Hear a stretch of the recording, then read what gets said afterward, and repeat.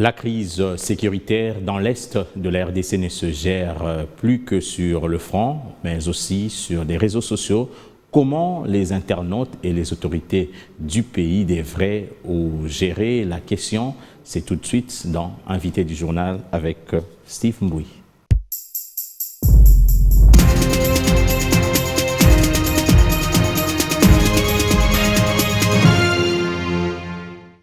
Bienvenue. Crise sécuritaire à l'est de la RDC, les coups ne sont plus permis que sur le terrain avec les armes, mais aussi sur la toile.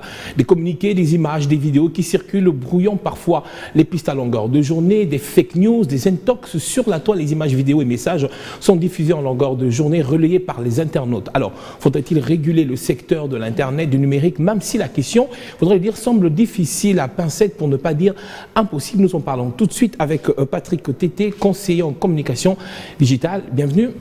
Merci. Alors, la RDC vit dans une crise sécuritaire.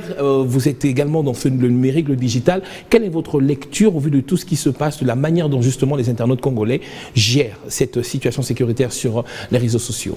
Évidemment, je voudrais d'abord m'acquitter d'un devoir patriotique, celui de saluer tous les militaires qui sont au front, qui sont en train de défendre la patrie à leur sacrifice suprême pour cette question d'agression du M23. Je voudrais juste réitérer mon indéfectible soutien à nos vaillantes forces armées en fait. Et aussi par rapport à la question, elle semble être pertinente et en même temps délicate, d'autant plus qu'actuellement, comme vous le savez, la gestion au niveau du numérique semble plus ou moins être, je pourrais dire, profonde et en même temps non maîtrisable, d'autant plus qu'il y a une sorte de disparité, la disparité en termes de contenu. Comme vous le savez, avec la venue de tout ce qui a trait avec le numérique, actuellement, il est extrêmement difficile, voire même très compliqué, de pouvoir canaliser ou gérer toutes les tendances, toutes les opinions. C'est carrément difficile. À partir du moment où nous avons une sorte de verticalité ou une sorte d'horizontale d'information, actuellement, chaque personne qui, effectivement, il est détenteur d'un compte Twitter, Facebook, a potentiellement une information vraie ou fausse soit-elle. Donc, la lecture est plus ou moins équilibrée, d'autant plus que les uns défendent les valeurs, tandis que les autres, c'est comme sur des positions purement politiques. Donc, de manière globale, la lecture semble être plus ou moins inquiétante parce qu'actuellement, la seule cause qui nous lie, nous tous les Congolais, c'est la mère patrie qui est notre sol, la RDC. Alors justement, on voit, on a vu d'ailleurs circuler sur les réseaux sociaux des images des FARDC sur le front, des images d'offensive et de défensive, des intox, des fake news.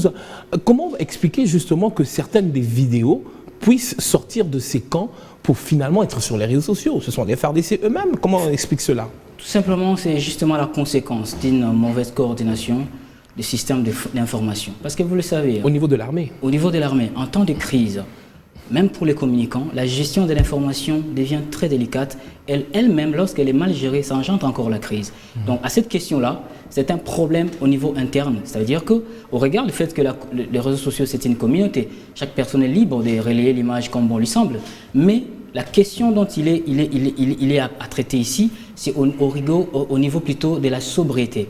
De la sobriété de nos forces armées. Parce qu'il y a un dicton qui dit la discipline est la mère des armées. Donc chaque militaire est tenu à la sobriété, à une certaine mesure la discrétion. Parce que à force de faire fuiter les informations ou les affrontements entre les FARDC et les mouvements M23, ça laisse une petite portion ou des brèches au camp adverse. Voyez. Donc d'un côté c'est intéressant, pourquoi? Parce que ça nous permet, nous les Congolais lambda, d'avoir une petite portion d'information. Parce que comme je l'ai dit, la conséquence au niveau de la coordination, lorsqu'on entend des crises, lorsqu'il y a une situation de crise, la bonne démarche serait celle d'avoir une coordination de l'information.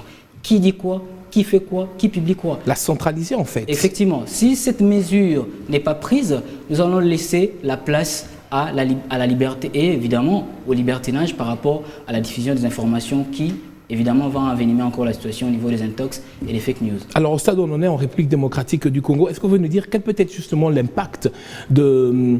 C'est vrai, vous l'avez dit, mais est-ce que vous pouvez approfondir l'impact justement de toutes ces infos qui fuitent de l'offensive ou de la défensive des FARDC? Quel peut être l'impact sur le vécu des Kinois, des Congolais en général? Tout à fait. Vous savez, comme je l'ai dit tout à l'heure, quand nous sommes dans un temps de crise, la première démarche, c'est d'avoir une cellule de coordination.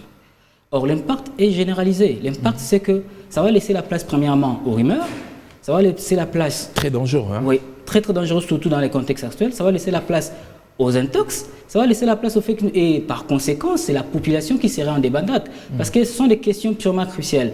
La défense ou la question d'agression, c'est une question sensible. Et donc, si l'opinion n'a pas une structure ou une source de canalisation d'informations légale, ça va laisser la place au désarroi et puis à une sorte de débandade par rapport à la population parce que, comme je l'ai dit, nous sommes agressés.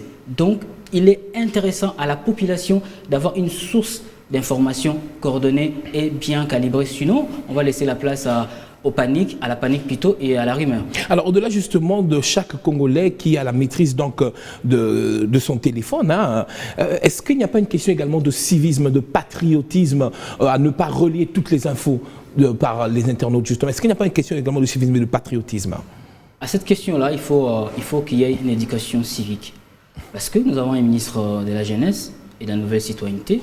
C'est parmi les ministères des tutelles pour régler cette situation.